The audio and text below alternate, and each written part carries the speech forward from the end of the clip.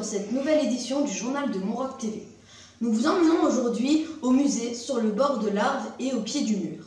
Mais tout de suite, le sommaire de cette édition.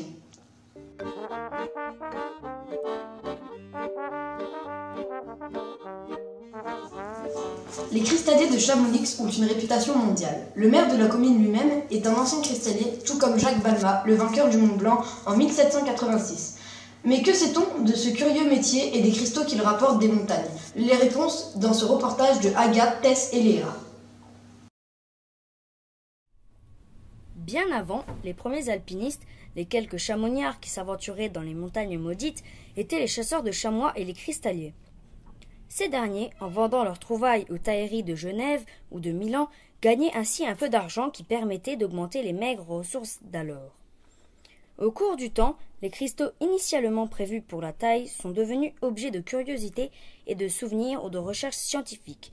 Les cristaux du Mont Blanc sont aujourd'hui très recherchés par les collectionneurs du monde entier. Maintenant, le ramassage des minéraux, c'est comme les champignons. C'est le propriétaire du terrain qui est propriétaire du dessus et du dessous. C'est le code civil. Donc, dans le massif du Mont Blanc, qui est un site classé, il y a une directive ministérielle qui permet de continuer cette activité de cristallier dans le massif, avec les moyens traditionnels, puisque c'est une activité qui existe depuis le Moyen-Âge, en gros.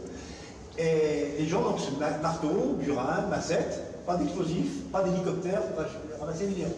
On descend tout à dos d'homme. Voilà le cadre ici. Depuis que le musée existe, les terrains de recherche appartiennent à la mairie de Chamonix, et la mairie de Chamonix demande aux gens de se déclarer en début de saison et de respecter un code d'honneur, de respect de l'environnement, et de déclarer leurs trouvailles en fin de saison pour pouvoir, et s'ils vendent des minéraux, en proposer à la collectivité au club de minéralogie pour enrichir la collection du musée. C'est vrai que l'optique des cristalliers, puisque c'est votre sujet, c'est vraiment la préservation d'un patrimoine. Alors quand on regarde depuis le XVIIe siècle un petit peu ce qui s'est passé au niveau des activités en tant que cristallier, c'est vrai que les premiers à pénétrer les territoires de la haute montagne, c'était souvent des chasseurs et des guides. Tant qu'il n'y avait pas de législation, en tout cas de développement de l'activité de guide, c'était quelque chose d'assez ponctuel et ça n'a pas été très régulier.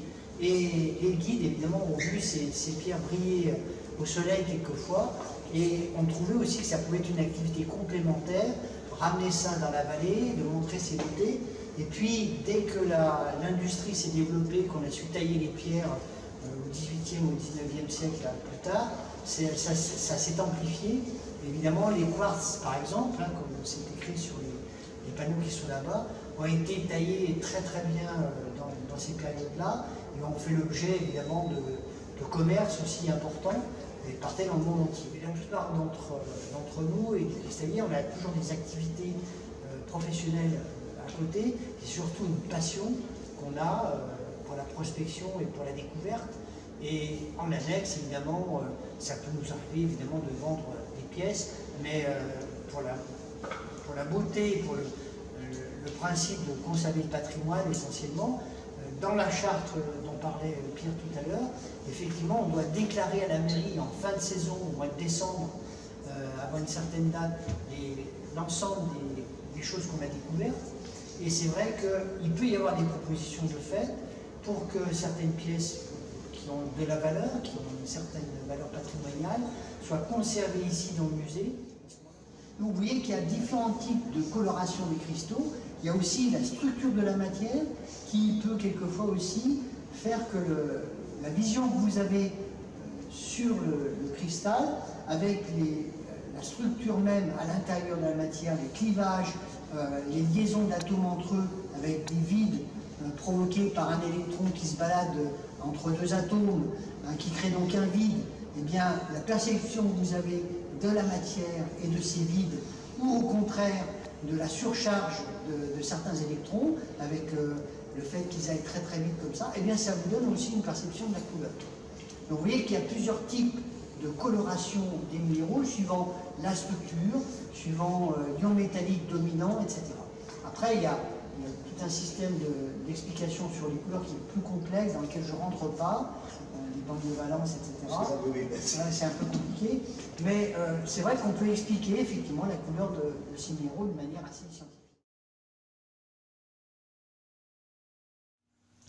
C'est désormais un rendez-vous obligé. Nous sommes retournés au pied du rocher d'escalade des Gaillans pour interviewer un grimpeur. Des propos recueillis par Charlotte, Dorine et Swazik. Bonjour, alors comment tu t'appelles? Emilien. D'accord. Tu fais de l'escalade ici depuis longtemps? Ouais. Depuis 5 ans, il me semble que j'ai commencé à faire de l'escalade ici. D'accord. Est-ce que c'est dur? Non, ça va. Dépend quel bois on fait. Mhm.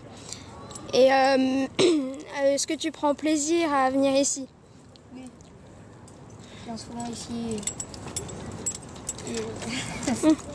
Et tu ressens quoi comme sensation quand tu es en train de monter la paroi? C'est dur à décrire, c'est incroyable. Au départ, on avait une puis après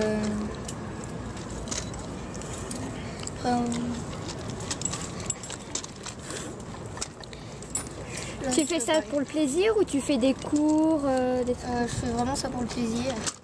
Mhm. Et n'a pas de frisson par exemple en descendant? Est-ce que tu peux nous décrire? Bon, à part pour se mettre dans la corde quand il faut se mettre en position assise dans la paroi. Mhm. Des fois, Et comment tu redescends une fois que tu es monté tout en haut? on rappelle, On on s'assoit rappelle. dans la corde et puis on descend en marchant. D'accord. Merci. D'autres questions? Ok. Coupé. Et bien voilà, cette édition est terminée. Nous espérons qu'elle vous a plu et que vous la partagerez sur vos réseaux sociaux. Merci de nous avoir suivis. Je vous dis à demain pour une prochaine émission. Très bonne soirée.